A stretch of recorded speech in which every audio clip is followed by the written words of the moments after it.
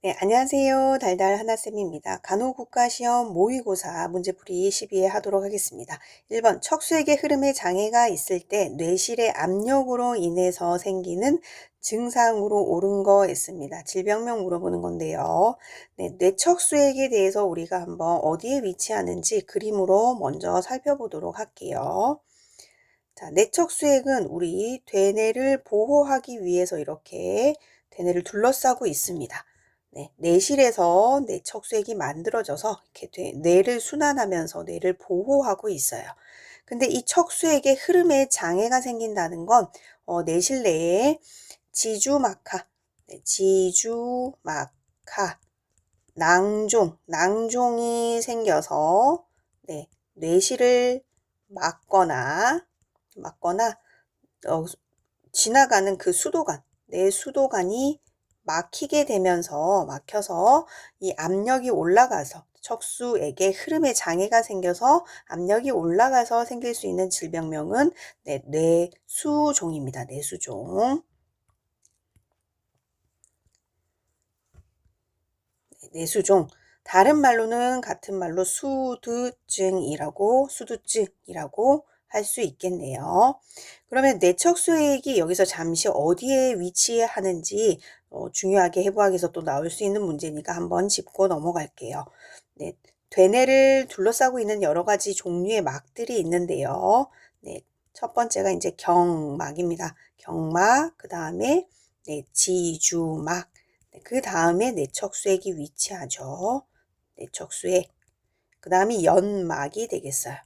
네, 그래서 지주막 하강 아래쪽에 이 뇌척수액이 위치하는데 이 지주막하에 낭종이 생겨서 뇌실을 어딘가를 막거나 뇌수도관이 막혀가지고 흐름에 장애가 생겨서 올 수 있는 질병명 뇌수종, 수두증이다. 뇌종양은 그렇죠. 대뇌나 이런 부위, 뇌의 어느 부위에 뇌종양이 생기는 거고요. 그 다음에 뇌출혈은 출혈이 일어나는 혈관이 터져서 출혈이 일어나는 거고, 뇌졸중은 우리가 흔히 얘기하는 중풍으로 알고 있을 수도 있는데요. 이 뇌졸중에 뇌경색과 뇌출혈이 있다라고 하시면 될 것 같아요. 뇌경색은 어디에 혈관이 이렇게 완전히 막히는 거죠. 막히는 거. 뇌출혈은 뇌혈관이 터지는 겁니다. 터지는 거. 뇌경색하면 경색이라는 말은 우리 심근경색 이 얘기 많이 들어봤잖아요. 네, 이 혈관이 막히는 거예요. 그래서 뇌졸중은 뇌경색과 뇌출혈이 포함되고 지금 1번에서 얘기하고 있는 질병은 뇌수종, 수두증이다. 2번 10개월 된 신생아가 아토피 피부로 인해서 소아과 병동에 입원을 하였습니다. 네, 아토피성 피부를 가진 영아를 위한 간호로 옳지 않은 거 했네요. 옳지 않은 것이니까 틀린 거 골라야겠어요. 그죠? 1번 과민한 식품 확인한다. 네, 맞습니다. 뭐 어떤 거에 초콜릿 아니면 또 어떤 거에 달걀, 뭐 땅콩, 우유 이런 것들에 과민한 알러지가 있는 식품이 있는지 확인해 주는 게 좋겠고요. 그 다음에 소양증 완화시키고 보습 유지한다. 네, 아토피 하면은 피부가 굉장히 건조해지고 그 다음에 피부 장벽이 막 깨져서 안 좋아지는 건데 이런 것들을 유지하기 위해서 우리가 피부가 건조해지는 걸 완화시키기 위해서 보습제 유지하는 거 맞겠죠. 3번 그 다음에 가족력 확인한다. 네, 아토피 피부염 환자는 보통 천식이나 알레르기, 비염 같은 이런 가족력이 있을 수 있습니다. 뭐 천식, 그 다음에 알레르기, 비염 같은 가족력이 있을 수 있다.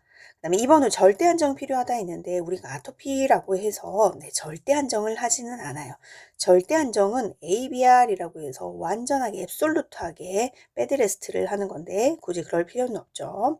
5번 피부 자국 줄이는 면소재 속옷을 입히고 장갑을 끼운다 맞네요. 이거는 맞는 답이고 보통 또 우리 뭐 다른 간호 뭐 해줄 게 있나요? 목욕을 할 때 때를 밀지 않고 중성 비누 아니면 약산성 비누 사용한다 이런 것도 있겠네요.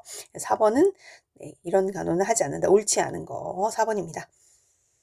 3번 30대 초반 직장 여성인 K씨는 1년 사이에 체중이 10kg 이상 늘어났다. K씨의 비만으로 인한 다이어트 시에 조절해야 될 식사 물어봤습니다.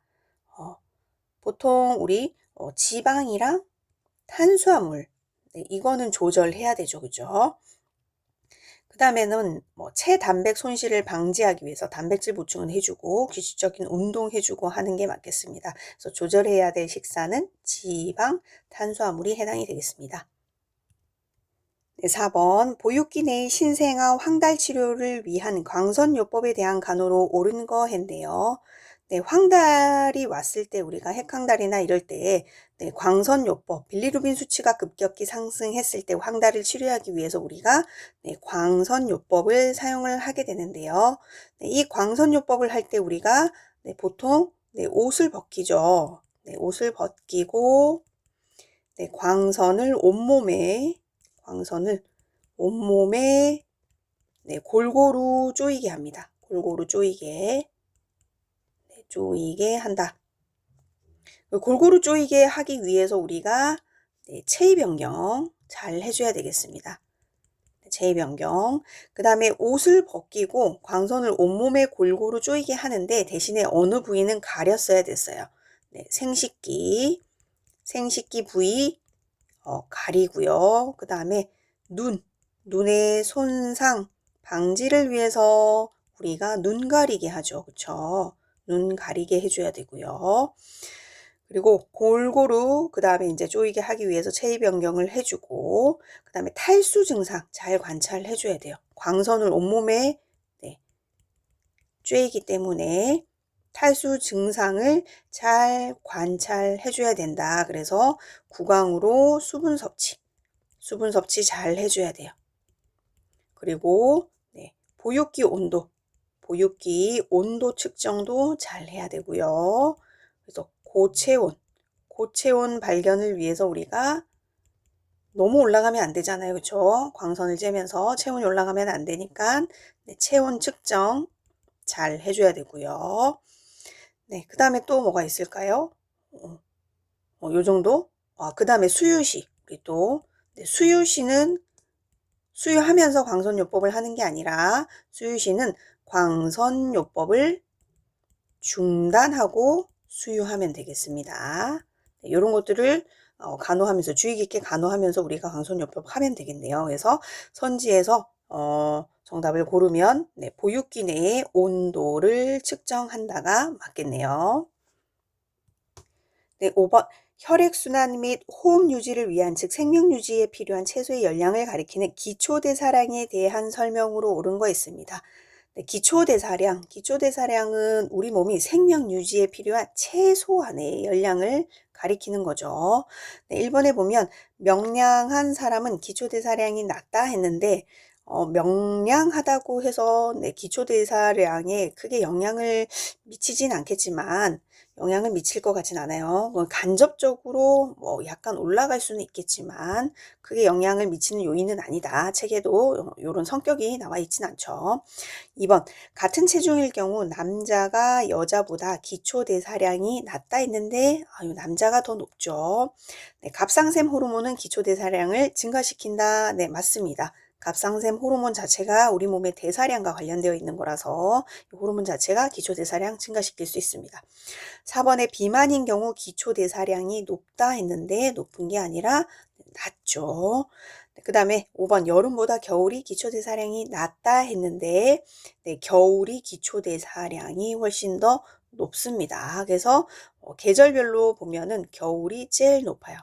그 다음이 여름이 제일 낮죠. 그리고 겨울 다음은 봄입니다. 그런 다음에 가을, 그 다음에 여름 순으로 기초대사량이 겨울에 제일 높다. 5번의 답은 3번이 되겠습니다. 6번 뇌졸중으로 우측 편마비가 온 50대 남자 환자를 간호할 때 특히 주의해야 할 사항으로 옳은 거 있습니다.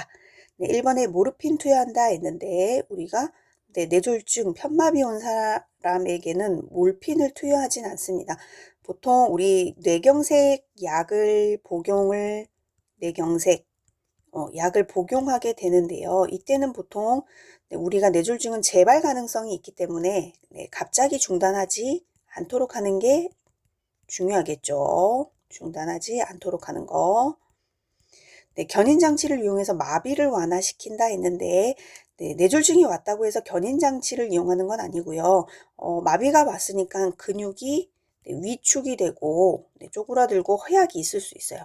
네, 이런 것들을 방지하기 위해서 우리가 네, 재활 운동 많이 하죠. 재활 운동, 운동요법 많이 하고요. 네, 3번에 침대 난간 올려준다. 이건 맞겠습니다. 한쪽이 마비가 있으니까 네, 움직이면서 미끄러져서 낙상할 수 있기 때문에 사이드 레일 올려주는 건 중요하겠고요. 발 지지대 대어준다 했는데 네, 발 지지대 같은 경우에는 우리가 풋드롭을 네, 풋드롭 네, 한글로 고치면 족저 굴곡 되겠네요.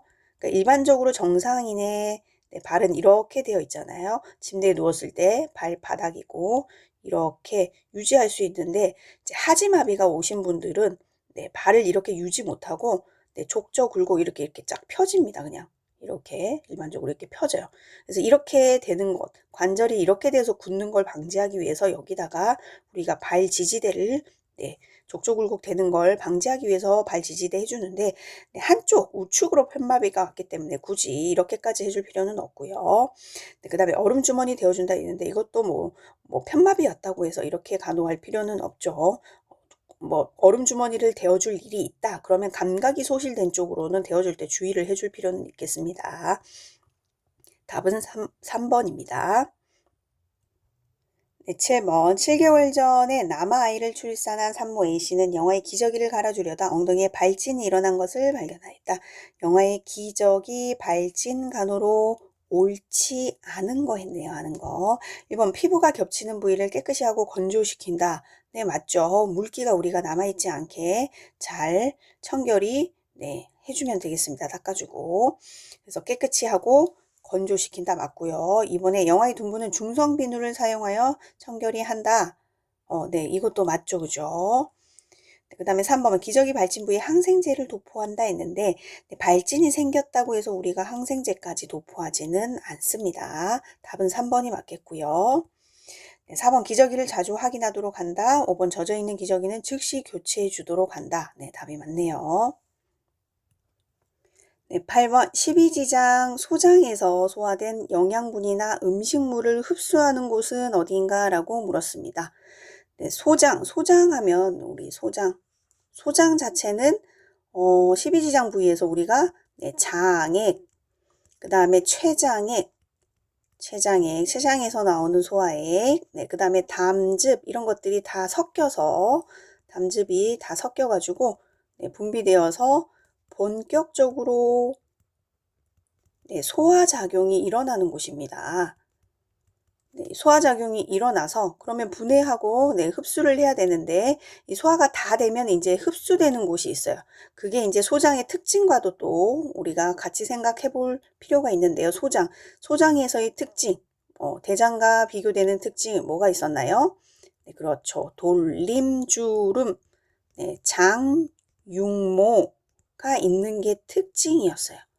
네, 이 장육모가 이렇게 네, 생겼으면 그 사이사이에 영양분이 있으면 이 장육모를 통해서 흡수가 될 수 있게끔 잘 흡수가 될 수 있도록 소장에 흡수가 될 수 있도록 구조적으로 특징적인 게 있었죠. 그래서 네, 소장에서 소화된 영양분이나 음식물을 흡수하는 곳 네, 장육모 5번이 답이 되겠습니다.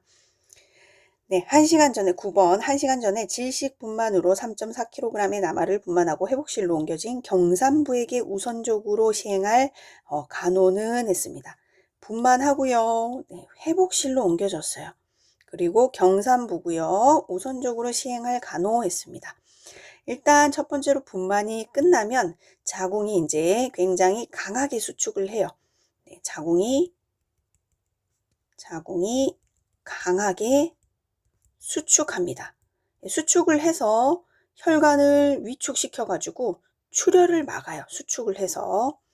그래서 잘 수축된 자궁전은 굉장히 단단합니다. 잘 수축된 자궁전은 단단해요. 네, 자궁 저부가 굉장히 부드럽고 물렁물렁할 때는 자궁이 제 위치에 있다고 하더라도 수축이 제대로 일어나지 않는 것이라서 우리가 출혈이 일어날 수 있습니다. 그렇기 때문에 제일 우선적으로 시행할 간호는 자궁 저부의 단단한 정도를 확인하는 게 맞겠습니다. 네, 10번 만성질환을 앓고 있는 노인들의 건강관리에 대한 궁극적인 목적으로 옳은 거 했습니다. 네, 만성질환. 네, 얘는 우리 감염병과는 다르게 감염병은 우리가 뭔가 질병이 생기면 바로 낫고 치료가 되는 거예요. 그죠? 네, 감염병과는 다르게 만성질환은 잘 관리해야 되는 질환이에요. 잘 관리. 만성질환 한번 떠올려 보시면 뭐 있나요? 네, 당뇨병, 고혈압, 네, 이런 것들이 있죠. 이런 것들은 네, 치료가 되는 질환이 아니에요. 네, 평생 우리가 잘 관리를 해야 되는 질환입니다. 혈당 조절 평생 해야 되고요. 혈압 조절 꾸준히 지속적으로 잘 해야 되죠.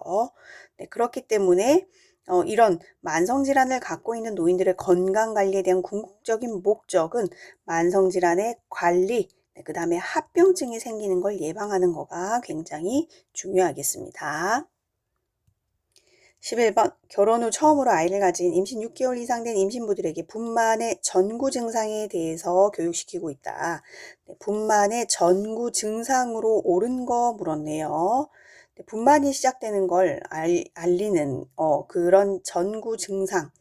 네, 1번에 보면 이슬. 네, 이슬 자체는 우리 소량의 피가 섞인 점액. 이 점액 자체가 자궁 경관을 막고 있다가 네, 자궁 경부가 열리면서 피가 살짝 나오는 거. 이슬 분만의 전구 증상 맞습니다. 그다음에 태아 머리가 이제 골반강으로 내려오면서 나올 준비를 하는 거죠. 그래서 태아의 하강감 맞습니다. 네, 그다음에 양막 파열. 네, 파열 자체도 이제 양막이 파열되면은 분만이 곧 시작된다는 징후죠. 네, 1번 답이 맞겠네요. 네, 2번에 진통은 이제 가진통이 시작되고요. 태동감이 증가된다라고 했는데 증가되는 게 아니라 네, 태동감은 네, 분만이 가까워지면서 태동이 감소돼요. 네, 감소. 그 다음에 체중 증가 4번에 되어 있는데 체중이 네, 분만 수일 전부터 감소합니다. 감소. 그 다음에 양막 파열은 맞고 자궁 경부에 확대했는데 자궁 경부가 소실돼요. 네, 소실. 자궁 경부의 개대가 아니라 열리는 게 아니라 자궁 경부가 얇아진다라고 보시면 되겠어요. 네, 2cm 길이에 1cm 정도의 두께가 되는 우리 자궁 경부가 굉장히 네, 얇아진다. 소실. 그래서 자궁 경부의 확대도 아니고 자궁의 확대도 아니고 자궁 경부의 개대도 아니고 자궁 경부의 소실이 맞겠다. 답은 1번이 되겠습니다. 12번 백내장 수술을 한 환자에게 주의사항을 교육하는데 기, 침, 코풀기 이런 것들 제한합니다. 그 이유로 옳은 것은 했네요. 네, 안압이 기침하고 코 풀면서 올라가는 걸 예방하기 위해서 우리가 제한을 하죠. 그래서 안압을 올리는 행위들은 별로 좋지 않습니다. 배변 시 힘을 주지 않는다던가 그다음에 무거운 물건 들거나 과도한 힘을 쓰지 않게 하는 거 이런 것들도 네, 중요한 간호가 되겠네요. 답은 3번입니다. 네, 13번 관상동맥에 이상이 생길 경우 그 영향으로 협심증이 생길 가능성이 높다. 이 관상동맥을 통하여 혈액을 공급받는 장기로 옳은 거 했습니다. 네, 관상동맥이 있는 건 어딘가요? 네, 관상동맥을 통해서 우리가 혈액을 공급받아서 이 장기에 산소, 네, 영양분 이런 것들을 공급을 하죠. 굉장히 중요한 혈관인데 그렇죠. 심장입니다. 심장. 네, 답은 4번. 14번 배란 전에 자궁을 증식시키는 호르몬으로 옳은 거 했어요. 네, 배란 전에 자궁벽을 우리가 증식시키는 호르몬은 그렇죠. 에스트로겐입니다. 에스트로겐. 네, 이 배란이 되고 나면 난자가 이제 배란이 되고 나면은 우리가 이거를 황체라고 하는데요. 황체. 배란이 된 후 네, 된 후에는 우리가 황체라고 하는데 이 황체에서 호르몬이 나와요. 황체. 황체에서 나오는 호르몬을 우리가 그쵸. 황체 호르몬, 황체 호르몬이라고 하는데 다른 말로는 잘 알고 있는 프로제스테론이라고 합니다. 3번에 나오는 프로제스테론. 이 프로제스테론 자체는 에스트로겐에 의해서 증식된 그 자궁 내막에 수정란이 잘 착상하도록 도와주는 호르몬이에요. 우리 이렇게 자궁벽에 이렇게 있으면은 자궁을 증식을 잘 시켜서 이렇게 두텁게 만들어서 자궁을 잘 증식시키는 호르몬은 에스트로겐이 하는 거고요. 에스트로겐이 이런 일을 하고 그 다음에 황체 호르몬은 여기에 난자가 잘 수정란이 잘 착상할 수 있도록 도와주는 호르몬이 프로제스테론이 되겠습니다. 그럼 황체 형성 호르몬은 뭐냐? 황체 형성을 할 수 있게끔 도와주는 거잖아요. 황체가 배란이 일어나도록 배란이 된 후를 우리가 황체라고 했으니까 황체가 형성되게 하는 거니까 배란이 일어나도록 자극을 해주는 호르몬이 황체 형성 호르몬이 되겠습니다. 그래서 자궁을 증식시키는 호르몬은 에스트로겐, 리파제는 지방을 분해하는 효소, 소화효소고요. 타이록신은 갑상샘 호르몬이죠. 갑상샘 호르몬. 답은 2번이 되겠습니다. 15번 뇌하수체 종양으로 인해서 항이뇨 호르몬 분비에 장애가 발생한 경우 나타날 수 있는 증상으로 옳은 거 있습니다. 항이뇨 호르몬 하면은 항이뇨 호르몬은 어떤 호르몬인가요? 배뇨를 배뇨를 막는 항이니까 막는 호르몬이잖아요. 그렇죠? 배뇨를 막는 호르몬이 분비에 장애가 생겼어요. 그건 뭐예요? 잘 안 나와요. 잘 안 나와요. 이런 현상이겠네요. 그러면 배뇨를 막아주는 호르몬이 잘 안 나온다. 결론적으로는 너무 많이 소변이 나오는 거겠죠. 너무 많이 소변이 나온다. 이걸 우리는 뭐라 그래요? 요붕증이라고 합니다. 보통 하루에 4에서 6리터의 소변을 보게 되는 요붕증이라고 하죠. 그러면 소변을 너무 많이 보면 심한 갈증 올 수 있겠네요. 1번은 답이 맞습니다. 핍뇨는 그래서 답이 아닐 거고요. 3번에 요비중 증가했는데 요비중은 그냥 쉽게 얘기하면은 소변의 농축 정도라고 생각하시면 되겠어요. 소변의 농축 정도. 그러니까 요붕증은 소변이 많이 나오는 거니까 소변의 농축 정도가 어떻게 돼요? 요비중?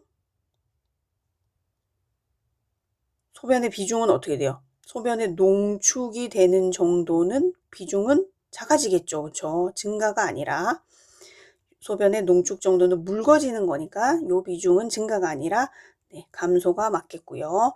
요 삼투압 이것도 거의 비슷한 그 맥락에서 이해하시면 되겠는데요. 얘는 이제 소변 안에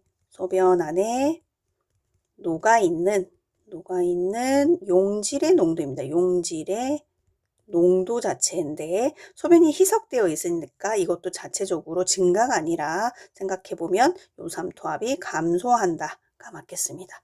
빈혈은 상관없는 거고요. 답은 그래서 1번이 정답입니다. 16번 아미노필린과 페노바비탈의 용도가 순서대로 바르게 연결된 거 했습니다.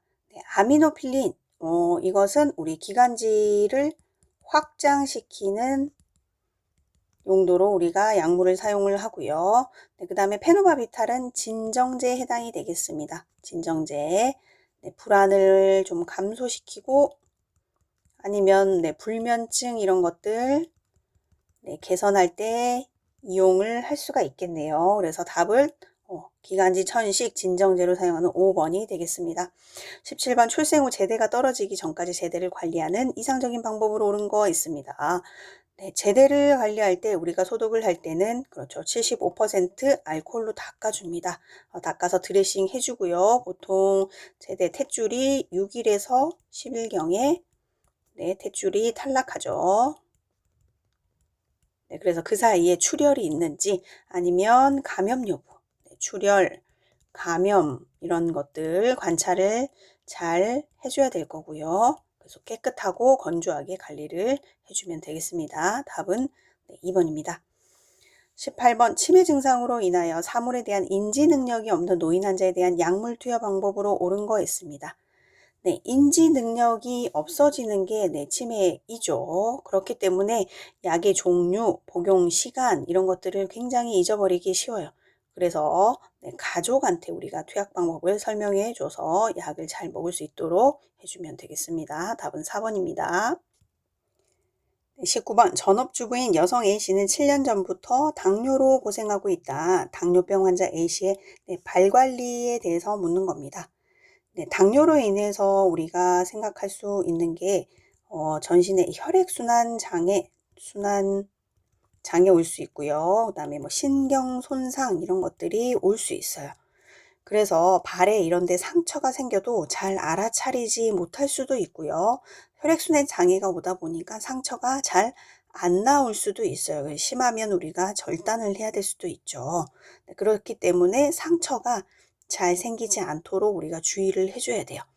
그래서 1번에 발을 씻을 때 세게 문지른다 했는데 세게 문지르다 우리가 상처 생길 수 있기 때문에 안 되겠고, 혈액순환 촉진을 위해서 덤물 주머니 대준다 했는데 이것도 적절한 방법은 아니겠습니다. 우리가 상처가 생겨도 잘 알아차리지 못한다 했잖아요. 그렇기 때문에 덤물 주머니를 데워주는 것 자체가 그쵸, 화상을 입을 수도 있고 할 수 있기 때문에 적절한 방법은 아니겠어요.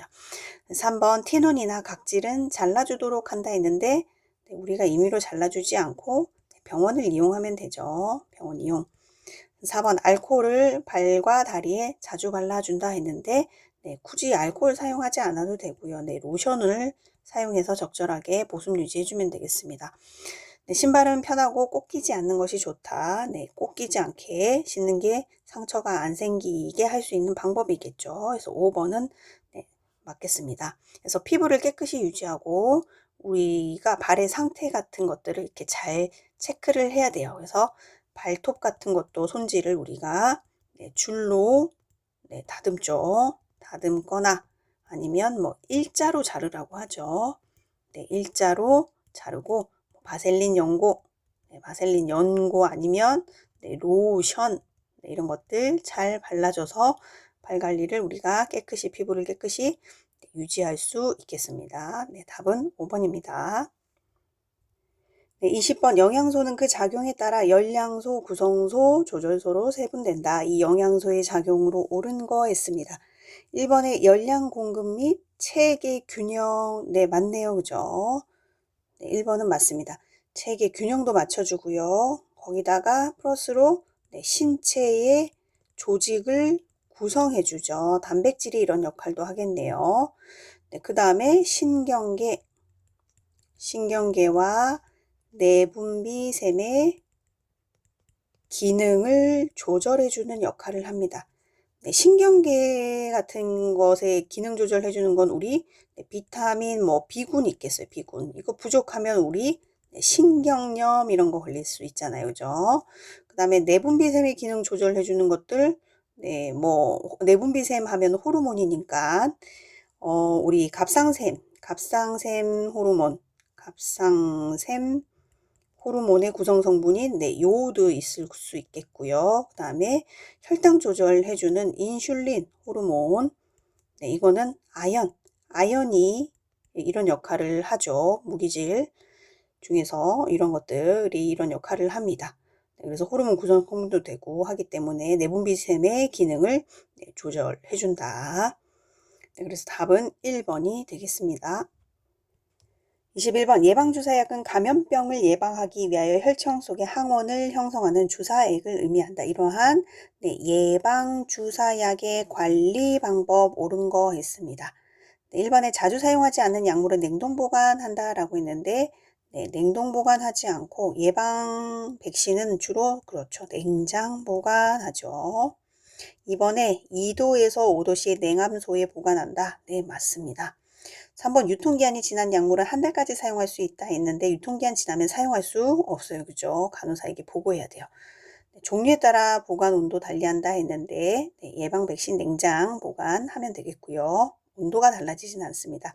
5번 남은 약물은 즉시 폐기 처분한다 했는데 네, 임의로 폐기 처분하지 않고 우리가 뭐 약국에 반납을 하고 규정대로 처리하면 되겠습니다. 그래서 답은 2번이 되겠습니다. 22번 호르몬은 성장, 생식, 항상성 등의 여러 생리적 활성을 조절한다. 남성의 제2차 성징에 관여하는 호르몬 했습니다. 남성의 제2차 성징, 고안에서 분비되는 그렇죠. 테스토스테론. 네, 요즘에 뭐 테토남 이런 거 많더라고요. 남성을 남성스럽게 만드는 거. 네, 고안에서 분비가 되는 남성 호르몬. 테스토스테론. 그러면은 너만 있냐 나도 있다. 여성에게 나오는 것도 있죠. 네, 여성의 2차 성징에 관여하는 호르몬. 네, 에스트로겐. 여성스러운 남성을 우리가 요즘에 뭐 애견남 이렇게 얘기하잖아요. 그렇죠? 그래서 여성의 2차 성징에 관여하는 호르몬은 에스트로겐이 되겠고 그다음에 뭐 임신을 지속시켜주는 기능을 하고 있는 여성의 호르몬 프로제스테론. 임신 지속 기능. 그 다음에 타이록신, 티록신이라고 하는 거는 그쵸, 갑상샘, 세포대사율을 조절해주는 갑상샘 호르몬입니다. 그 다음에 알도스테론, 얘는 부신 피질에서 나오네요. 부신 피질에서 나오는 나트륨, 칼륨 이온의 균형을 조절해주는 물질이 되겠네요. 그래서 답은 4번이 되겠습니다. 네, 23번 3세 하나가 엑스레이 촬영을 위해서 간호조무사와 촬영실에 함께 들어가는 것을 거부하며 울고 있다. 네, 그 이유로 옳은 거 했네요. 네, 여기서 살펴봐야 될 것은 3세 하나입니다. 3세 하나면 우리 유아기라고 할 수 있잖아요. 유아기를 1에서 3세까지를 우리가 유아기라고 하는데 엑스레이 촬영하려고 간호조무사와 함께 들어갔는데 막 울어요. 보통 이거 우리 부모로부터 격리돼서 생길 수 있는 분리불안입니다. 분리불안. 분리불안. 2번, 4번, 5번은 다 아닌 거 알겠다. 그죠? 3번이랑 1번이 좀 헷갈리는데 3번 자체는 낯선 사람에 대한 공포. 이거 우리 뭐라 그래요? 낯가림이라고 얘기할 수 있어요. 낯가림. 보통 언제 해요? 그렇죠. 6에서 뭐 8개월 이 사이에 6개월에서 시작되죠. 낯가림. 지금 나이 자체가 3세이기 때문에 낯가림 하는 시기는 아닐 것 같고 그렇죠. 네. 분리불안이 있는 시기가 되겠습니다. 1번이 답이 되겠네요. 네, 24번 종합병원의 간호조무사로 근무하고 있는 A씨는 환자들을 위해 최선을 다하고 있다. 이 간호조무사 A씨의 업무로 옳은 거 있습니다. 네, 1번의 수술기구의 소독과 정리. 네, 우리 업무 맞죠? 2번 환자에 대한 진료. 이것은 우리가 할 게 아니라 그쵸. 의사 선생님이 하실 업무이고 3번 검사물의 채취. 이것도 우리의 업무가 아닙니다. 검사물은 수거해서 전달하는 게 우리 업무겠고요. 4번에 환자에 대한 투약 자체도 만약에 한다라고 한다면 의사의 지시, 감독하에 해야 되죠. 그냥 일방적으로 투약하는 거 우리 업무 아니고요. 환부의 드레싱도 우리가 하는 업무는 아닙니다. 드레싱 준비해주고 그쵸? 뭐 각종 치료에 필요한 재료 이런 거 만드는 거, 환자의 입퇴원 돕고 하는 것들이 우리 업무가 되겠습니다. 네, 답은 1번입니다. 25번 소화기에 속하는 장기로 옳은 거 했습니다. 1번에 췌장, 간, 담낭, 다 소화기에 속하는 거네요.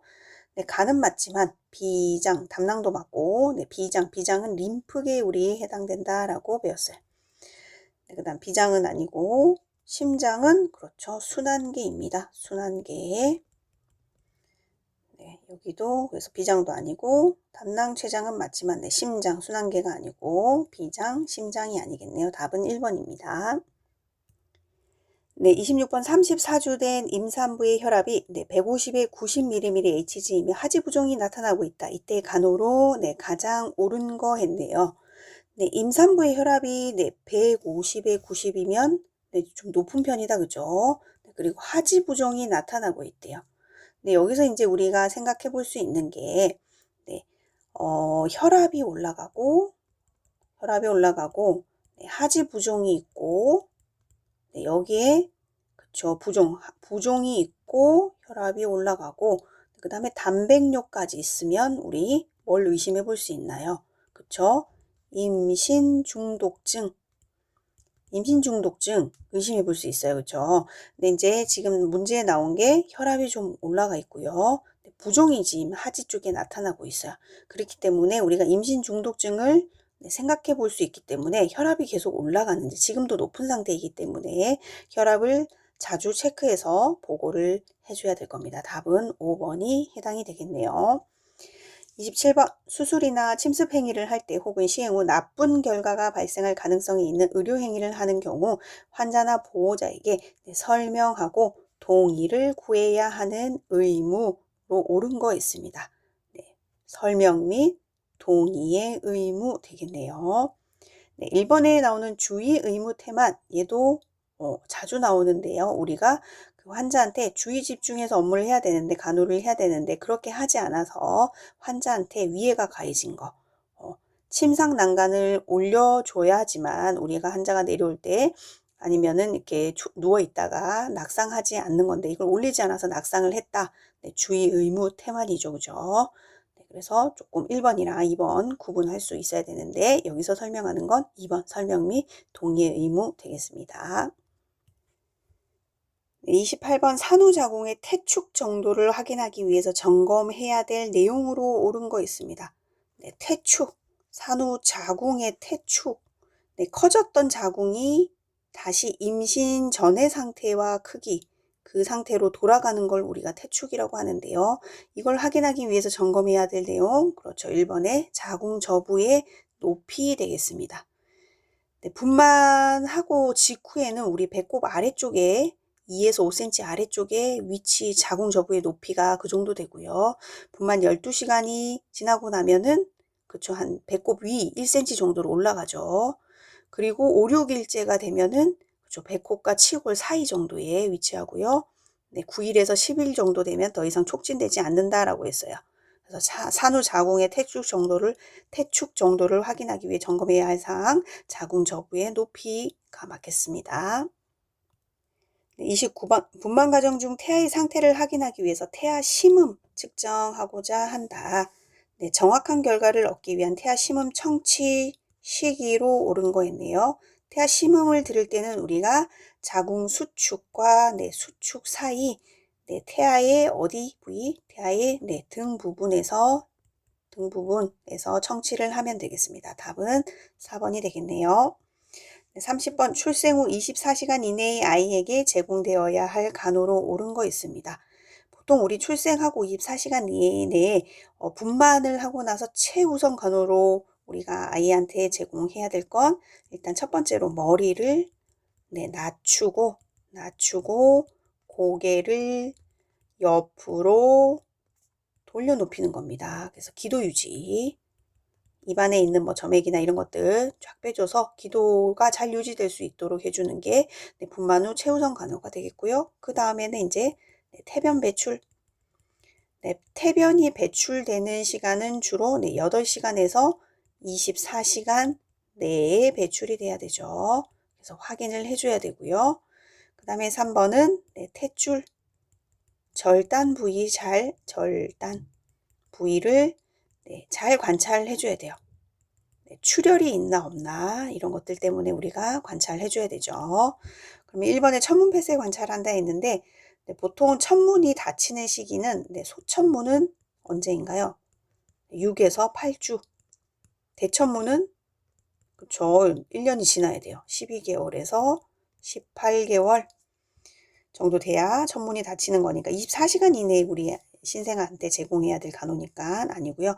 반자이를 취해주고 광선 치료한다 했는데 네, 뭐 이거는 핵황달일 때 그런 거니까 네, 상관없고 3번에 제대 동맥이 뛰고 있을 때 제대 결찰한다 했는데 보통 우리 네, 뛰고 있을 때 결찰하는 게 아니라 제대 박동이 멈추었을 때 네, 4번 태변 배출 유무 관찰하는 거 네, 맞겠습니다. 그다음에 32도씨 물로 침대 목욕시킨다 했는데 온도 자체도 너무 낮아요. 그죠? 우리가 체온 자체가 36.5도인데 보통 신생아 침대 목욕을 시킬 때의 온도는 38에서 한 40도 정도의 물의 온도는 돼야 되죠. 그리고 보통은 신생아의 첫 목욕으로 이렇게 딱 전신 목욕을 필요로 하지는 않습니다. 네. 24시간 이내 아이에게 제공되어야 될 간호, 태변 배출 유무 관찰한다. 4번이 되겠습니다. 31번 농사일을 하던 농부 김씨는 풀섭에서 잠깐 쉬던 중 뱀에게 물렸다. 뱀에게 물린 경우 취할 수 있는 응급처치로 옳은 거 했습니다. 1번에 환부를 심장보다 높게 한다. 네, 그러면은 이게 심장으로 빨리 흘러 들어갈 수 있겠죠. 독이 환부를 심장보다 높게 하는 거니까 네, 1번은 안 되겠고 2번 다친 부위 아래를 묶는다 했는데 예, 물린 곳 위쪽을 묶어야 되잖아요. 심장으로 흘러 들어가는 것을 막기 위해서 3번 칼로 도려낸 후 입으로 빨아낸다 했는데 네, 입으로 빨아내는 거 바람직하지 않죠. 우리 입안에 상처가 있으면 독이 구조하는 사람한테 퍼질 수 있으니까 적절하지 않습니다. 4번 물린 후 되도록 움직이지 않게 한다. 몸을 움직이면 독이 빨리 퍼지니까 움직이지 않도록 하는 게 맞겠습니다. 4번은 맞고요. 5번 물을 많이 마시게 해서 독을 희석시킨다 했는데 물을 많이 마시게 하는 것도 좋지 않아요. 물을 금하죠. 그래서 독이 전신에 이렇게 퍼지는 것을 예방하기 위해서 물도 금합니다. 그래서 답은 4번이 해당됩니다. 네, 32번 수술 부위에 충전물을 고착시킬 때 진료에 방해가 되는 타액을 배제하기 위해서 사용되는 러버댐, 고무댐, 방수법의 장점으로 옳은 거 있네요. 네, 러버댐이 어떻게 생겼는지 한번 우리가 살펴보면 치과 치료할 때 우리가 이렇게 파랗게 되어 있는 포 같은 경우 이런 거 많이 보셨을 거예요. 네, 이걸 이제 러버댐이라고 하는데 이걸 사용하는 이유가 치아만 이렇게 딱 드러날 수 있게끔 하기 때문에 침, 그 다음에 오염 이런 것들로부터 우리가 치료 부위를 치료 부위 보호할 수 있어요. 치료 부위 보호. 그래서 침이 들어가면 치료 자체가 이렇게 재료 같은 것들이 잘 안 붙어요. 침이 들어가면 그렇기 때문에 그런 것들로부터 이렇게 보호할 수 있고요. 그 다음에 치료 중에 충전재, 찌꺼기 같은 것들 떨어지면 환자가 삼킬 수 있는데 그렇게 되면 또 기도 흡인될 수도 있고 근데 이제 이런 그물망 역할을 해주잖아요. 이 위로 다 떨어지니까 막아주니까 또 좋겠죠. 그 다음에 3번은 이제 세 번째는 치과 의사의 시야 같은 것들을 선명하게 해줍니다. 네, 색깔 자체가 이렇게 초록, 파랑 이런 색깔이라서 눈 피로 같은 게 피로도가 줄어들어요. 그래서 완벽하게 이렇게 딱 격리돼 가지고 잘 보이게 해주니까 시야도 쫙 트이게 해줄 수 있어요. 그런 점에서 이제 이 러버댐 자체가 장점이 될 수 있습니다. 그렇게 보면은 답은 그쵸. 5번이 되겠네요. 그죠? 네, 5번 눈의 피로를 방지한다. 눈의 피로를 방지한다. 4번에 원추형의 치아에 장착하기 쉽다 되어 있는데 원추형의 치아라는 건 이런 식으로 좀 깎여 있는 치아를 말하는 거잖아요. 근데 우리 치아 자체가 이렇게 이런 식으로 해서 이런 클램프를 딱 맞물리기 좋게 되어 있습니다. 이렇게 탁 맞물려서 이렇게 잘 씌워서 이렇게 딱 맞물려서 치료하기 좋게 되어 있는데 이 원추형의 치아는 이런 프레임을 딱 씌우게 공간이 생겨요. 이렇게 깎여져 있기 때문에 이렇게 공간이 생기면 그렇죠. 장착하기가 쉽지가 않습니다. 이렇게 잘 벗겨지겠죠. 네, 그렇기 때문에 원추형 치아에 장착하기 쉽다 되어 있는데 쉽지 않죠. 힘들 수 있어요. 네, 그 다음에 3번에 연부 조직을 강화시킬 수 있다라고 했는데 연조직, 연조직은 보통 우리 잇몸, 잇몸이나 잇몸, 그 다음에 볼 점막 이런 것들을 얘기하는데 얘를 강화시키지는 않죠. 날카로운 뭐 이렇게 치과 우리 기구 같은 것들로부터 다치지 않게 가려서 보호는 할 수 있겠지만 이 연조직을 강화시키진 않습니다. 러버댐 자체가. 그래서 답은 5번 눈의 피로를 방지한다. 그리고 이번에 구강호흡 환자에게 유리하다라고 했는데 유리하지 않겠죠. 아까 우리 사진에서도 봤지만 네, 코로 호흡하는 사람한테 구강호흡하는 사람한테는 불리해요. 입을 다 막아놨기 때문에 숨쉬기가 쉽지 않습니다. 네, 코로 호흡하는 사람한테 네, 괜찮겠습니다. 답은 그래서 5번이 해당됩니다. 네, 33번 치과 간호조무사의 기구 전달 방법으로 옳은 거 했습니다. 1번의 기구는 오염 방지를 위해 미리 준비하지 않도록 한다 했는데 네, 기구 교환을 위해서 우리가 사용 순서에 따라 기구를 준비하죠. 네, 그렇기 때문에 1번은 답이 안 되겠고요. 2번 기구 교환 시 환자가 불편하더라도 네, 참아야 한다 했는데 불편함을 주지 않도록 우리가 기구 교환을 해야 될 거고요. 네, 환자에게 사용되는 석션 팁은 갈아주지 않는다 했는데 환자가 바뀔 때마다 네, 갈아줘야 되겠죠. 네, 4번 이동기구함은 손이 닿지 않는 곳에 두지 않는 게 아니라 손이 닿는 곳에 둬야 될 거고요. 5번 기구의 사용 부위가 환자의 구강내를 향하도록 건넨다. 네, 5번은 맞겠습니다. 네, 34번 침을 맞고 있는 환자가 가슴이 답답하다고 불편함을 호소할 경우 환자에 대한 간호로 네, 옳은 거 했습니다. 네, 이런 경우를 우리 가슴이 답답하고 네, 불편하고 네, 어지럽고 얼굴색이 하얗게 되고 네, 하얗게 되고 하는 걸 우리는 훈침이라고 합니다. 훈침. 훈자가 네, 현훈 증상할 때 우리 그런 건데요. 어지러울 훈자예요. 그래서 이럴 경우에는 우리 즉시 의사에게 네, 보고합니다. 보고. 네, 보고한 뒤에 네, 그 다음은 침을 제거해야겠죠. 그런 다음에 누워서 쉬게 해야 돼요. 그래서 제일 먼저 할 일은 의사에게 보고한다. 그래서 답은 3번이 되겠습니다. 네, 35번 오장육부의 표리 관계가 바르게 연결된 거 됐네요. 네, 오장 하면은 우리 뭐 있어요? 간, 심, 비, 폐, 신장까지 있겠네요. 표리 관계를 바르게 연결하면은 네, 간 아래 뭐 있어요? 네, 담낭이 있습니다. 담. 그리고 심장은 일단 좀 놔두고요. 네, 비위 상한다 할 때 비자는 위장이랑 관련되어 있고요. 그 다음에 신장, 콩팥인데 네, 유사한 방광이랑 연관되겠네요. 그럼 심장이랑 폐 남는데 네, 심장의 S래. 네, 시읒이죠. 네, 시읒. 그 다음에 소장의 네, 시읒 같이 연관 지으면 되고 나머지 하나가 네, 대장이 되겠네요. 그래서 답을 맞춰보면은 그렇습니다. 3번 심장은 소장과 표리관계가 맞겠다. 3번입니다. 네, 36번 관절 운동에는 능동적인 관절 운동과 수동적 관절 운동이 있다. 수동적 관절 운동 방법으로 옳은 거 있습니다. 네, 1번에 관절 가동 범위 이상으로 무리하게 움직이지 않는다. 맞네요. 관절이 움직일 수 있는 가동되는 범위 이상으로 무리하게 움직이지 않습니다. 네, 2번 경축이나 강직이 나타나면 운동을 무조건 금지시킨다 했는데 무조건 금지시키진 않고요. 우리가 압력을 네, 골고루 주고 다시 천천히 운동을 계속하면 되겠습니다. 그래서 무조건 금지시키진 않고요. 3번 머리부터 발끝의 순서로 작은 근육에서 큰 근육으로 운동시킨다 했는데 네, 대근육에서 소근육으로 운동을 시키면 되겠습니다. 바뀌어야 되고요.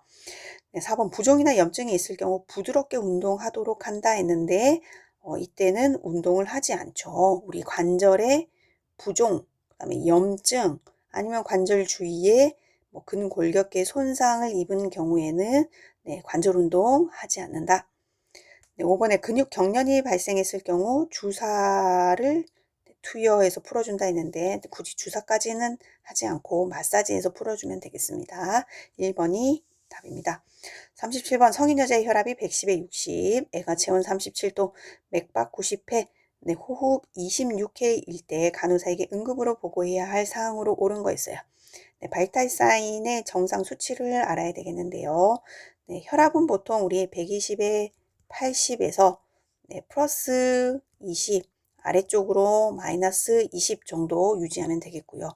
네, 애가 체온은 보통 애가로 쟀을 때 35.7에서 37.3도 여기가 정상이다라고 했어요.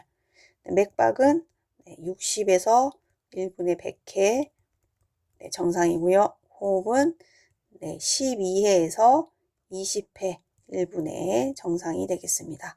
그래서 좀 빠르네요. 그죠? 그래서 72번이 아니라 37번의 답은 4번이 되겠습니다.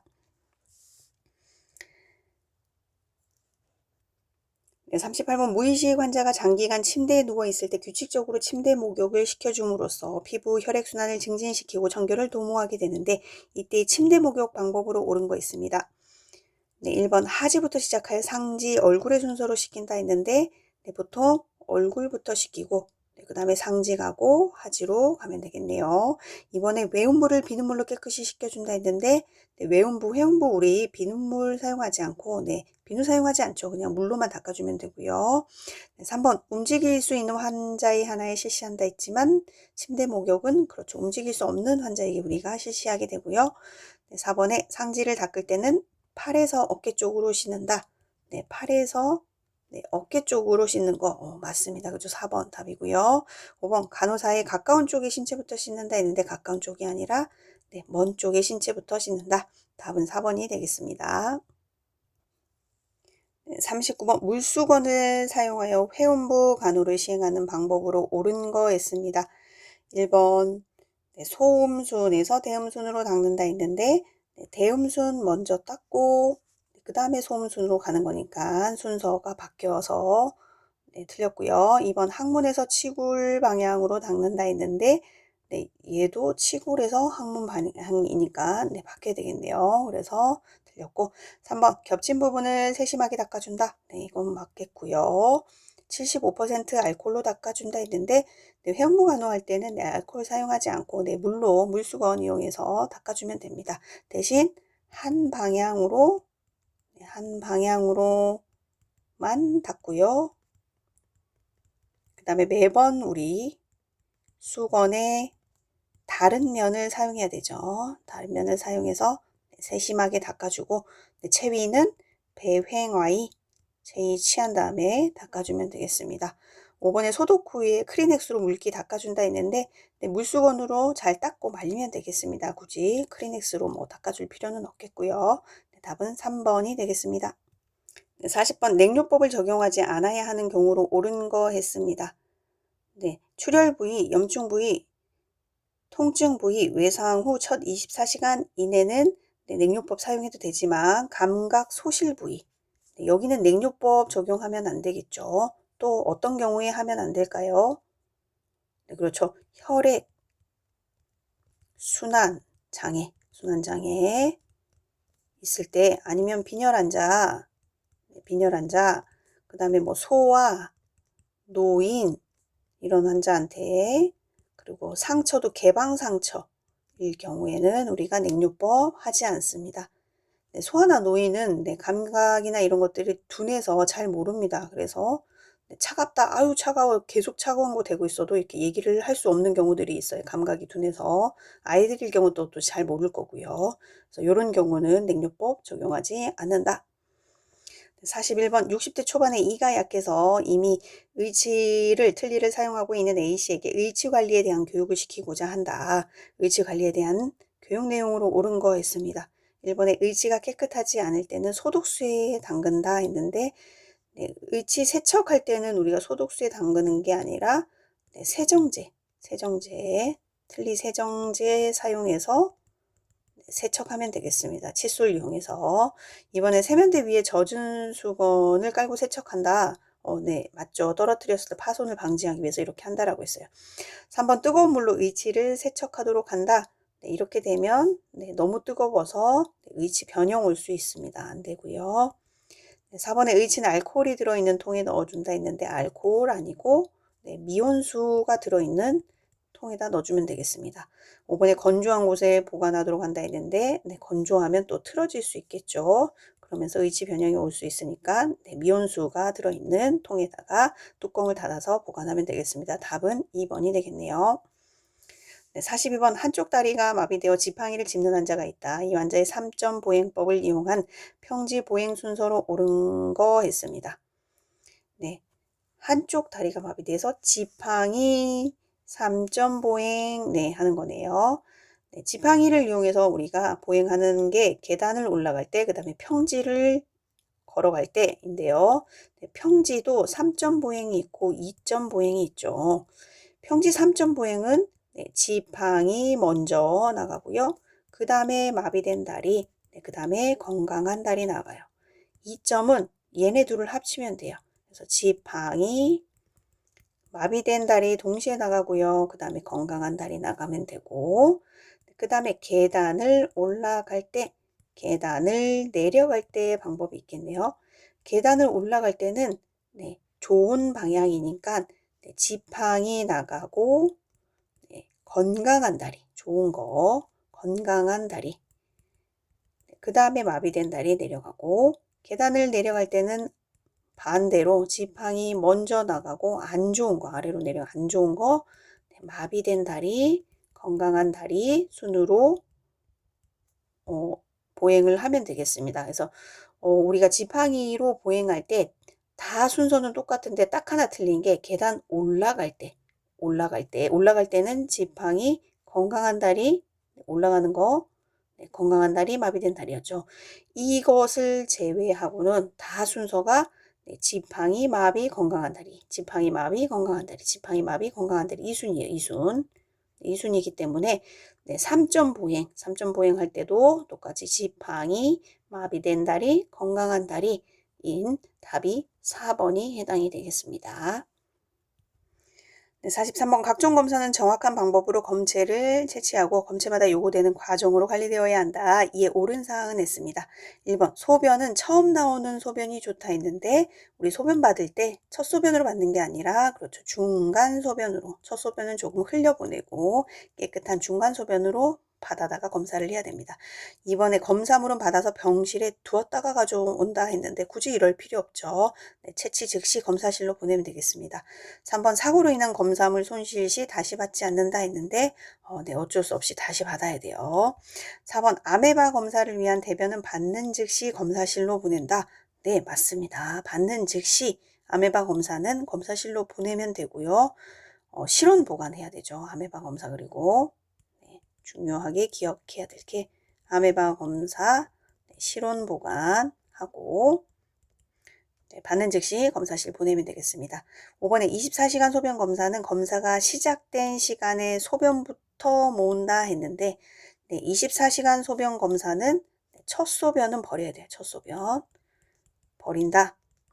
왜냐하면 버린다. 왜냐하면 24시간이라고 하는 것은 만약에 오늘 7시 AM부터 내일 아침 7시 AM까지 24시간 동안 모을 거다 하면은 여기서부터 여기까지 방광에 모인 걸 우리가 검사를 해야 되는데 네, 이때 7시 AM에는 방광에 소변이 차 있는데 어느 정도 차 있는데 이게 언제부터 모인 소변인지 모르기 때문에 네, 이때는 소변을 한번 네, 보고 난 뒤 소변 한번 보고 오세요 하고 그 다음부터 7시 AM 이 시간에 바로 보고 난 다음에 이 시간부터 방광에 차는 소변으로 모으기 시작해서 내일 아침 7시까지 네, 마지막 소변까지 방광에 차 있는 소변까지 우리가 백에다가 다 담아서 24시간 소변을 검사를 해야 되겠죠. 그래서 네, 첫 소변은 버려야 되겠습니다. 그래서 답은 4번이 해당됩니다.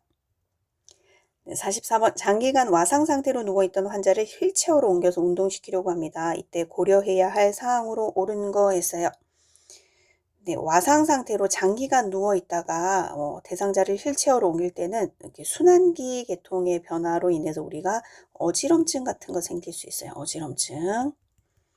그래서 침대가에 잠시 일어났다가 네, 앉아 있다가 어지럼증이 살짝 없어지면은 그때 다시 또 휠체어로 옮겨가야 돼요. 그래서 체위 변경으로 인한 저혈량 때문에 네, 고려해야 될 사항은 저혈량으로 와서 어지럼증이 생길 수 있으니까 이런 것들을 고려해야 되겠네요. 그죠? 답은 1번이 되겠습니다.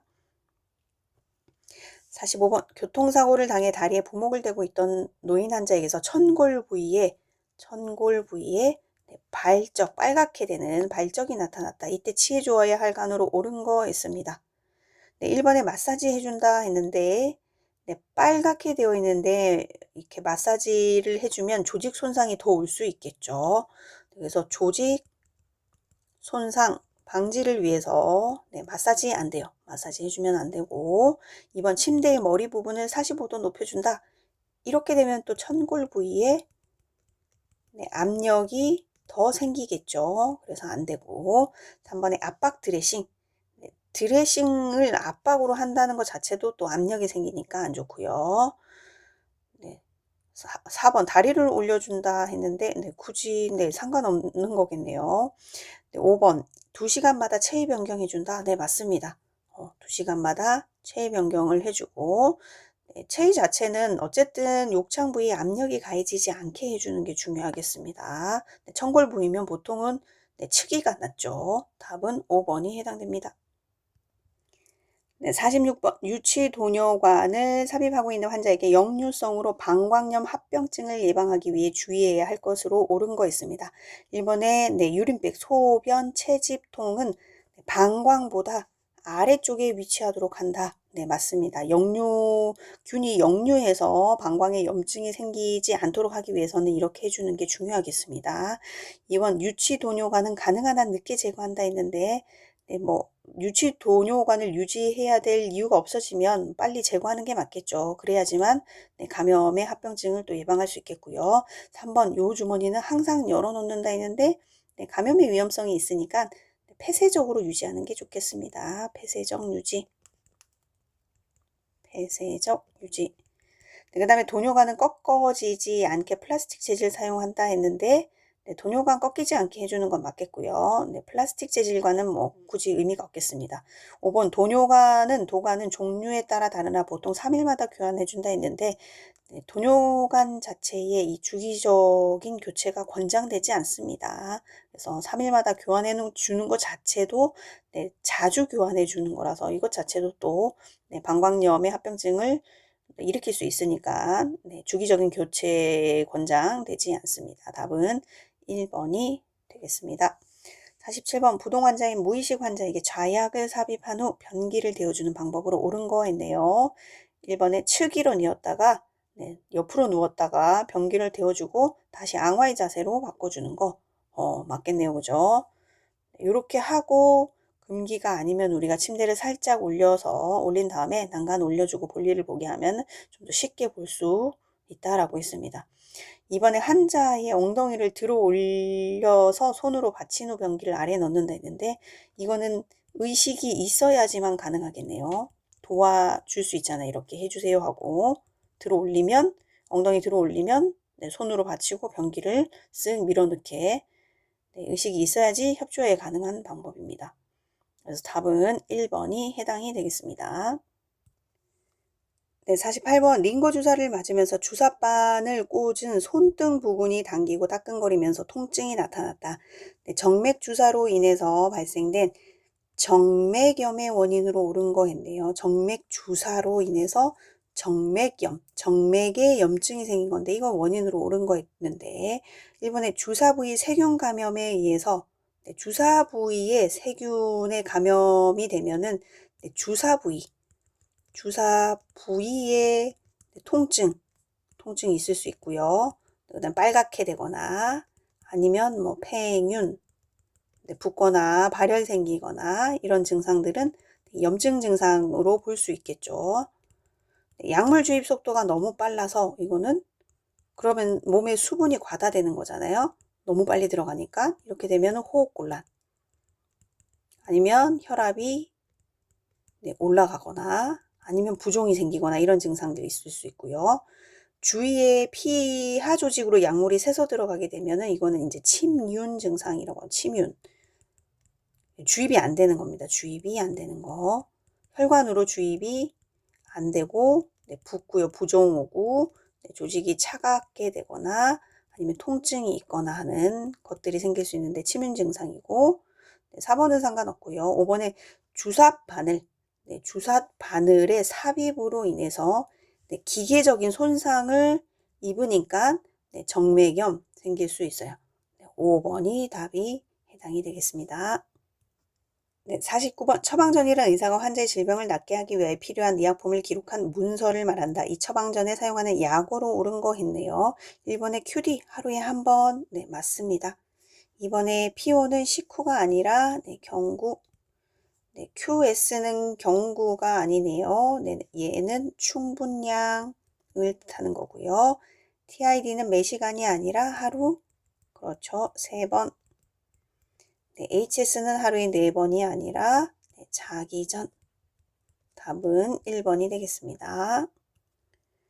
50번 성인 관장 시 카테터 삽입 길이로 옳은 거 있습니다. 우리 관장할 때 카테터 삽입 길이 성인은 주로 7.5에서 10cm 정도 성인은 되고요.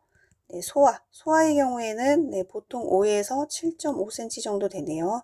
그래서 여기 해당되는 거 3번이 답이 되겠습니다. 51번 하루 전 고막에 문제가 생겨서 직장인 K씨는 고막 절개 수술을 받게 되었다. 환자 K씨에게 교육해야 할 내용으로 옳은 것은 했습니다. 1번에 분비물의 양이 많을수록 치유가 빠르게 진행된다 했는데 수술을 했는데 분비물의 양이 많을수록 치유가 빠른 게 아니라 수술하고 나면은 분비물의 양이 적어지는 게 일반적이겠습니다. 2번 음료수는 가급적 빨대 이용한다 했는데 이건 상관없는 얘기고 3번 이도를 솜으로 꼭 막아 분비물이 새지 않아야 한다 했는데 만약에 분비물이 있다면 분비물이 흐르게 해서 처치하는 게 맞겠죠. 그리고 이도 귀 길을 이렇게 솜으로 막는 것 자체가 압박을 가하는 거라서 별로 좋지 않습니다. 압박을 가하게 되면 또 압력이 올라가게 될 수도 있고요. 그렇죠? 그래서 이렇게 솜으로 귀 길을 막지 않도록 한다. 그 다음에 머리를 감을 때는 머리를 숙여도 되나 귀에 물이 들어가지 않도록 한다 했는데 보통 수술을 하고 나면은 2주 정도는 2주일 정도는 머리도 감지 않게 하죠. 머리도 감지 않게 하고 귀에 물이 들어가지 않아야 되니까 그래서 침상 안정시킵니다. 침상 안정 24시간에서 48시간 정도 머리를 숙이거나 이렇게 하지 않도록 침상 안정하게끔 하고요. 5번에 감기에 걸리지 않도록 주의하고 변비 예방한다. 그래서 감염 증상 있는지 세밀히 우리가 관찰하는 거 5번 맞겠습니다. 감기에 걸리지 않도록 하고 변비 예방해 주는 거 복압이 올라가지 않게 하는 거 재채기, 기침, 코풀기 이런 것들 하는 거 복압 올라가지 않게 하는 거 중요하겠습니다. 그 다음에 식사 같은 것도 미음 같은 거 먹게 하고요. 그 다음에 현기증 같은 거 증가시키는 행동 피해야겠죠. 그래서 이렇게 조기 이상을 만약에 해야 된다, 보행을 해야 된다 그러면은 옆에서 이제 같이 도와주시는 동반해주는 사람이 있어야 하겠네요. 52번 고압증기 멸균품의 멸균 유효기간으로 옳은 거 있습니다.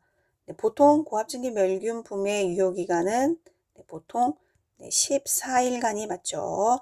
그래서 2주가 넘어간다 그러면 사용하지 않았어도 재소독해야 돼요. 재소독.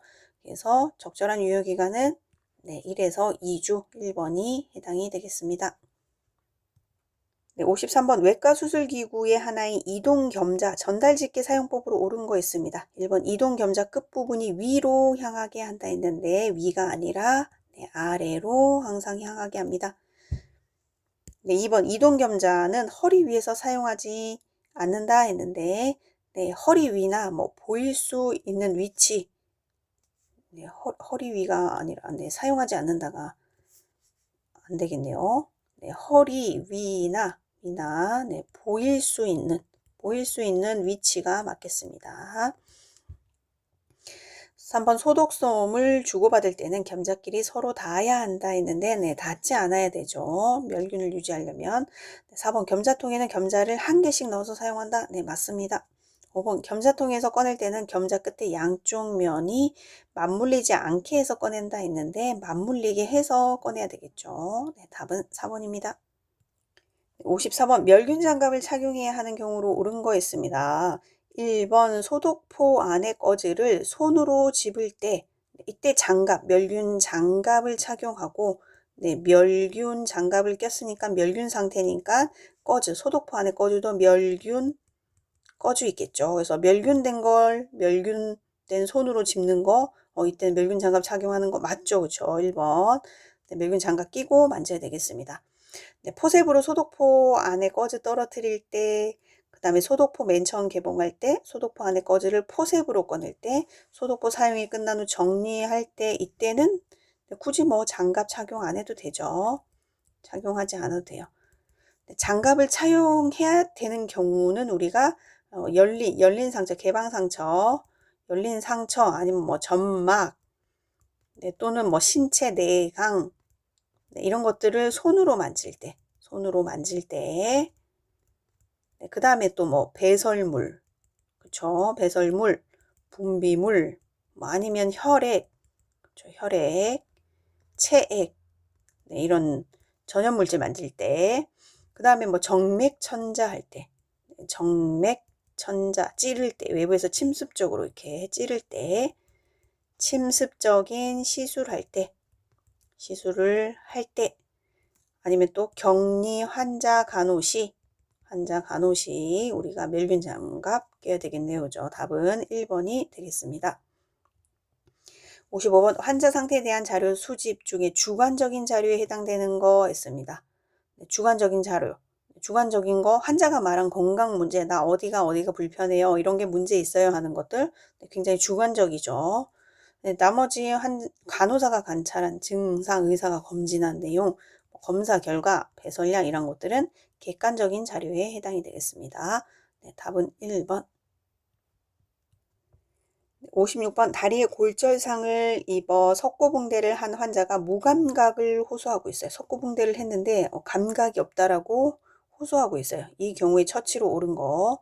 네, 1번에 석고붕대를 약간 잘라준다 했는데 네, 이거는 우리가 할 수 있는 일은 아닙니다. 나중에 최종적으로 너무 무감각해서 어떻게 할 수 없으면 이렇게 잘라줄 수는 있겠지만 윈도우를 내준다고 하는데요. 이건 이제 의사가 해야 될 일인 거고요. 네, 2번 따뜻한 담요로 보온을 해준다. 네, 무감각 호소하고 있는데 네, 뭐 보온을 해주기 위해서 담요 덮어주는 건 적절한 방법은 아니죠. 보통 이제 석고붕대를 했을 때 석고붕대가 젖어 있는 동안에 추위를 느낄 수 있으니까 석고붕대 하지 않은 쪽에 우리가 네, 뭐 보온을 위해서 담요를 덮어줄 수는 있겠습니다만 지금 무감각을 호소하고 있는 환자한테 해줘야 되는 처치는 아니겠네요. 네, 무감각을 호소하고 있으니까 3번에 그쵸. 무감각 정도를 확인해 주는 게 네, 맞겠습니다. 네, 4번에 감각이 없는데 얼음주머니 적용하면 안 되겠고 5번도 뼈 돌출 부위에 석고붕대를 덧대어준다. 네, 이거는 일반적으로 우리가 이렇게 무감각을 호소하기 전에 석고붕대를 할 때 뼈 돌출 부위에 뭐 솜이나 석고붕대를 덧대는 게 아니라 솜이나 스펀지, 뭐 베개 이런 것들을 덧대어서 압박을 예방할 수는 있겠네요. 네, 답은 3번입니다. 네, 57번 병실에 장기간 입원해 있는 대상자에 대한 간호조무사의 식사 보조 간호로 옳은 거 있습니다. 1번에 마비된 쪽을 지지하여 바른 자세로 저작이 편한 쪽으로 식사하게 한다. 네, 맞습니다. 2번에 불쾌한 처치나 드레싱은 식사 전에 하는 게 아니라 그렇죠. 식사 후에 아픈데 이렇게 드레싱하거나 불쾌한 처치를 식사 전에 하게 되면 아파서 식사를 잘 못할 수 있겠죠. 그래서 식사 후에 하는 게 맞겠고요. 3번 방문객을 찾아오게 식사 분위기를 밝게 해준다 했는데 우리가 식사를 할 때는 식사를 위해서 주위 환경도 정돈하고 방문객도 제한하는 게 맞겠습니다. 3번 구강청결에 도움을 주고 손 씻는 것은 관여치 않는다 했는데 손 씻기 중요하죠. 5번 음식물의 온도를 확인하기 위해 미리 간호조무사가 먹어본다 했는데 먹어보는 게 아니라 우리가 손등에 떨어뜨려서 확인해 볼 수 있겠습니다. 손등에 떨어뜨려 확인할 수 있겠다. 네, 답은 1번이 되겠습니다. 네, 58번 지팡이를 사용하지 않는 왼쪽 손상 환자를 1인이 부축해서 이동하는 방법으로 옳은 거 있습니다. 네, 그림에서 보면은 요 분이 환자가 되겠네요. 그쵸? 환자. 네, 이분은 보조자가 될 거고요. 네, 우리 간호조무사 쌤들이 되겠네요. 네, 이렇게 생각을 한번 해보고 이쪽이 오른쪽, 이쪽이 왼쪽 환자 기준에서는 그렇겠습니다. 자, 그러면은 이제 우리가 편마비가 아닌 일반적으로 그냥 손상을 입은 환자를 부축하는 방법은 간호조무사, 보조자 쌤들이 대상자의 건강한 쪽에 손상되지 않은 쪽, 건강한 쪽 팔을 간호조무사 쌤 어깨에다가 걸치고 그다음에 대상자 손목을 잡고 이동하면 되죠. 그런 그림을 이제 찾아야 되는데요. 왼쪽이 손상이라고 했고요. 그럼 우리는 건강한 쪽에 팔을 어깨에다 걸쳐야 되니까 이쪽에 서 있는 그림이 맞겠네요. 그 중에서도 이제 건강한 쪽에 팔을 간호조무사 선생님들 어깨에다가 걸치고 대상자의 손목을 잡고 이동하는 그림인 4번이 답이 되겠습니다. 59번 고속도로 상에서 추돌 사고로 경추 손상을 입어서 입원하여 견인하고 있는 회사원 A씨에게 필요한 간호로 옳은 거 했습니다. 경추 손상을 입어서 견인을 하고 있다. 이 상태는 우리가 견인을 하고 있으니까 움직일 수가 없고요. 가만히 침상 안정 ABR을 해야 되는 상황이에요. 그럴 때는 장애 연동 운동 촉진 및 욕창 예방을 위한 피부 간호 5번이 답이 맞겠네요. 그죠? 그래서 장애 연동 운동을 위해서는 우리 뭐 복부 마사지 이런 것들 할 수 있겠고, 그 다음에 뭐 섬유질 섭취하게 하거나 수분 섭취 격리해주면 되겠고요. 그 다음에 핀이 꽂힌 부위 견인을 하고 있기 때문에 우리 핀이 꽂힌 부위를 잘 관찰하고 베타딘 소독해주고 그 다음에 욕창 예방하기 위해서 그다음 피부 간호 같은 거 해주는 게 중요하겠습니다. 답은 5번이 되겠다.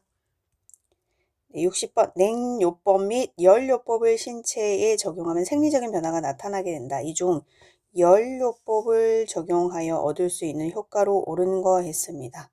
열요법을 적용하게 되면은 혈관은 수축되는 게 아니라 혈관은 확장되겠네요. 순환이 증가되는 건, 혈액순환이 증가되는 건 맞겠습니다. 3번, 근육의 긴장이 증가되는 게 아니라 감소하겠죠. 근육이 이완되면서. 4번의 대사 활동도 감소가 아니라 증가될 거고요. 근경련 강화가 아니라 근육의 경련은 감소하겠습니다. 따뜻한 걸 태면. 답은 2번이 되겠습니다. 61번. 수술 후 배뇨가 곤란한 환자를 위한 간호로 옳은 거 했습니다. 수술을 하고 나서 배뇨가 곤란한 환자, 소변을 못 보는 경우에는 가장 먼저 해줄 수 있는 건 인공도뇨 이런 것들을 하는 것이 아니라 가장 먼저 해줄 수 있는 건 자연 배뇨를 격려하는 겁니다. 자연 배뇨 격려를 하고 해도 안 되면 그때는 이제 인공도뇨를 하는 방법을 생각해 볼 수는 있겠으나 처음부터 인공도뇨를 하진 않고요. 가장 먼저는 자연 배뇨를 격려해 준다. 그래서 답은 3번에 정상 배뇨 시와 같은 체위를 취해주어서 소변을 볼 수 있도록 좀 해주겠습니다. 이런 방법 말고는 뭐 변기를 따뜻하게 해준다, 하복부에 더운 물주머니를 대준다, 뭐 이런 방법들을 쓸 수 있겠죠. 그래서 답은 3번이 해당되겠습니다. 62번 병원에 의식을 잃고 실려온 산업근로자 A씨가 병실에 도착했다. 의식이 없는 환자 A씨의 기도 유지를 위한 간호로 옳은 거 있습니다. 기도 유지를 위해서는 우리가 뭐 측이 아니면 또는 바로 누운 자세에서 반듯하게 누운 자세에서 고개를 옆으로 돌려놓아서 기도 유지를 할 수 있겠네요. 그래서 답은 1번이 해당되겠습니다. 63번 2세 유아에게 기약을 투여할 때 방법으로 옳은 거 했습니다. 2세 유아에게 기약을 투여할 때 방법 3세 미만과 3세 미만의 아동과 그 다음에 3세 이상의 아동과 성인으로 구분을 해볼 수가 있는데요. 3세 미만의 아동의 경우에는 귓볼을 후 하방으로 잡아당기고 우리가 약을 넣을 수 있겠고요. 3세 미만 아동, 그 다음에 3세 이상 이상 아동과 성인의 경우 위로 향하는 방향으로 생각을 하시면 될 것 같아요. 아랫방이니까 후하방. 그다음에 3세 이상이고 성인이면 나이가 많으니까 위쪽으로 생각하시면 이때는 이제 귓바퀴를 상방으로 잡아당겨가지고 약을 귀에다가 떨어뜨리면 되겠다. 그죠? 그래서 2세 유아니까 귓볼을 후하방으로 잡아당기고 있는 귓볼을 후하방으로 잡아당기는 3번 그림이 답이 되겠습니다. 64번 간호조무사 최 씨는 수혈을 받고 있는 직장인 정 씨를 관찰하고 있다. 수혈 시 일어날 수 있는 부작용으로 옳은 거 있습니다. 수혈 시 일어날 수 있는 부작용, 오한, 두통, 발열, 호흡곤란 이런 증상들 나타날 수 있죠. 그리고 여기에다 좀 더 보탠다면 소변도 줄어들고요. 소변 감소하고요. 그 다음에 혈압 떨어져요. 혈압이 떨어지기 때문에 맥박수는 증가하겠네요. 그죠? 맥박수 증가. 그 다음에 두드러기 반응. 아니면 또 알레르기 반응. 그 다음에 급성, 중증, 과민 반응 이런 것들 나타날 수 있어요. 수혈을 했는데 일어날 수 있는 부작용, 오한, 두통. 제일 많이 환자분들이 나타날 수 있는 부작용이 오한, 발열 이런 사인입니다. 그 다음에 호흡곤란, 그 다음에 이제 두통, 소변 감소, 혈압 떨어지고 맥박수 증가는 두드러기, 알레르기 반응 이런 것들이 나타날 수 있다. 답은 3번이 되겠습니다. 65번 간호조무사 J씨는 전신마취 수술 후 돌아올 환자의 침대를 준비하고 있습니다. 이때 반드시 준비하여야 할 사항으로 옳은 거 있네요. 전신마취 수술을 했대요. 보통 전신마취를 하고 수술 끝마치고 돌아오면 금식하는 경우가 많습니다. 그래서 금식판 필요할 거고요. 그 다음에 반드시 준비해야 된다고 했는데 전신마취를 하고 마취해서 깨게 되면은 마취약 때문에 마취가 서서히 깨면서 이제 구토 현상, 오심구토라고 하는데요. 이런 것들이 증상이 생길 수 있어요. 그렇기 때문에 곡반이라고 하면 이렇게 스테인리스 재질로 되어 있는 이런 생긴 여기다가 이제 토할 수 있으니까 이런 것들을 사용해서 곡반 이용해서 토하거나 아니면 방수포 같은 거 오심구토 증상이 있으니까 침대포가 젖을 수 있으니까 방수포 2개 정도 필요하겠네. 그죠? 그래서 금식판, 곡반, 방수포 이런 것들이 준비를 해야겠습니다. 답은 5번입니다. 66번 일반 소변 검사용 소변을 채취하는 방법으로 옳은 거 있습니다. 일반적인 그냥 소변 검사용 소변 채취하는 방법 1번에 이동식 변기에 대변과 함께 본 소변을 소변컵에 따라 받는다 했는데 이렇게 받게 되면 대변이랑 검체랑 소변이랑 섞이기 때문에 깨끗한 소변이 될 수가 없어요. 그렇기 때문에 이렇게 받는 건 정확한 검사가 될 수 없기 때문에 일반 소변 검사 받는 것이 우리가 어떻게 받아요? 첫 소변도 좀 흘려보낸 다음에 50cc 정도는 흘려보낸 다음에 버리고 중간 소변으로 우리가 한 50cc 정도 소변 컵에다가 받아서 검사를 하게 되죠. 담아서 검사를 하게 됩니다. 그래서 1번 같은 경우 안 되겠어요. 그래서 소변으로 젖은 기저귀를 검사실로 보낸다 이런 것도 그래도 어느 정도 깨끗한 소변을 받아야 되는데 이렇게 하면은 안 되니까 안 되고요. 24시간 소변 수집 용기에서 채취한다. 이것도 아니고 소변컵에 중간 소변을 받는다. 맞죠. 소변컵에 첫 소변은 버리고 중간 소변으로 해서 소변컵에 반절 정도 담아서 우리가 검사를 할 수 있겠습니다. 2번에 유치도뇨 간의 소변 수집 주머니 배출구에서 채취한다 했는데 배출구에서 채취한 것도 이렇게 오염도를 따지면은 가장 아래쪽에서 우리가 소변 수집 주머니 아래쪽에서 채취하는 거라서 맞지도 않겠고요. 그리고 유치도뇨관을 갖고 있는 경우 소변 수집 그 포트에서 우리가 멸균적으로 받아야 되는 경우는 멸균 소변 균 배양 검사할 때 균 배양을 해야 되는 소변 검사를 배양 검사를 해야 될 경우에는 그 포트 부위에서 우리가 소독하고 소변을 받아서 검체를 채취해 가지고 검사를 해야 되겠죠. 그래서 배양 소변 검사 뭐 이런 경우에만 우리가 그 유치도뇨관을 갖고 있는 검체 포트에서 소변을 채취해서 검사를 할 수 있겠고, 일반적인 소변 검사는 그냥 첫 소변 조금 버리고 중간 소변으로 소변컵에 담아 가지고 검사를 할 수 있겠습니다. 답은 5번입니다. 67번 공기주의 격리 지침에 관한 설명으로 옳은 거 있습니다. 1번 의학적으로 필요한 경우 외에 환자에게 병실 밖으로 나가는 것을 허용한다 했는데 공기주의 격리 지침으로는 병실 밖으로 나가는 거 허용하지 않죠. 이동을 제한합니다. 이동 제한. 그 다음에 2번 간호조무사가 격리실에 들어갈 경우에 N95 마스크 착용한다. 이거 맞죠. 공기주의. 3번 활동성 폐결핵 환자는 코호트 격리한다 했는데 코호트 격리 같은 경우에는 동일한 바이러스일 때는 가능하겠습니다. 동일한 바이러스나 뭐 세균이나 바이러스일 때 가능해요. 근데 이제 활동성 폐결핵 환자 활동 결핵은 균주의 이 특성과 전염력이 좀 다를 수 있어 가지고 방을 공유하지 않아요.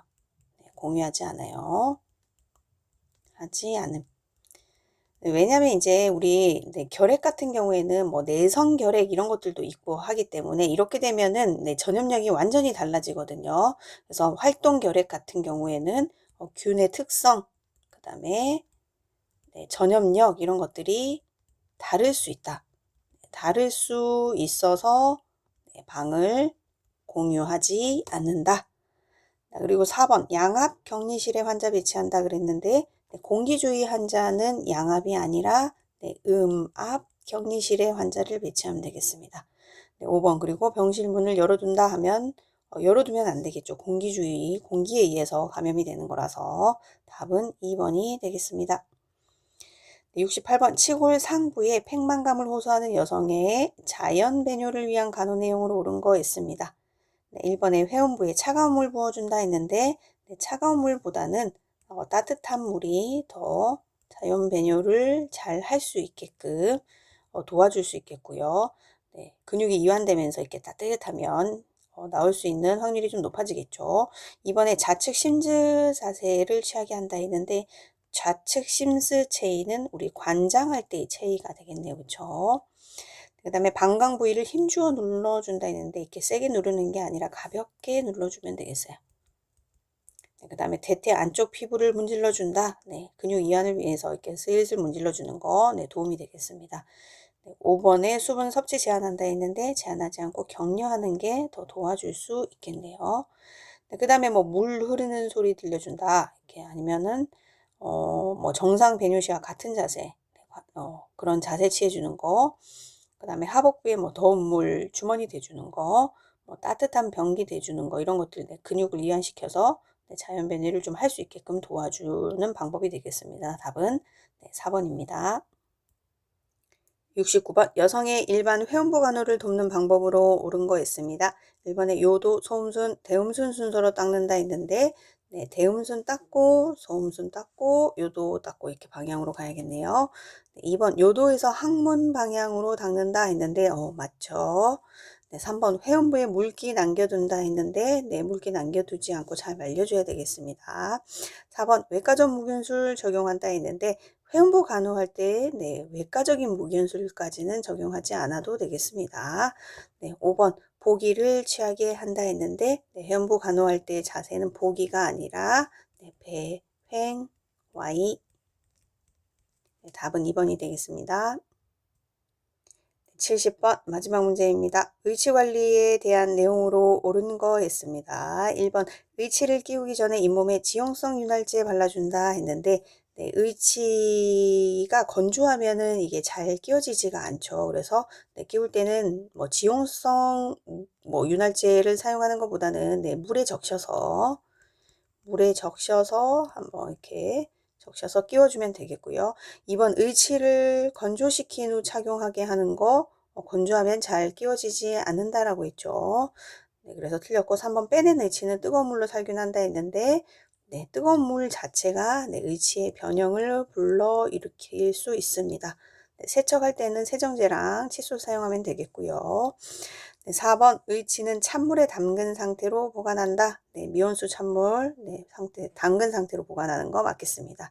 네, 의치는 100% 과산화수소 용액으로 세척한다 했는데 네, 빼낸 틀리는 우리 흐르는 그쵸, 흐르는 찬물에서 세정제 그 다음에 칫솔 이런 것들 네, 사용해 가지고 닦으면 되겠습니다. 그래서 답은 4번이 해당이 되겠습니다. 네, 여기까지 네, 끝까지 들어주셔서 감사하고 구독과 좋아요를 눌러주시면 네, 다음 영상을 만드는 데 아주 큰 힘이 되겠습니다. 네, 감사합니다.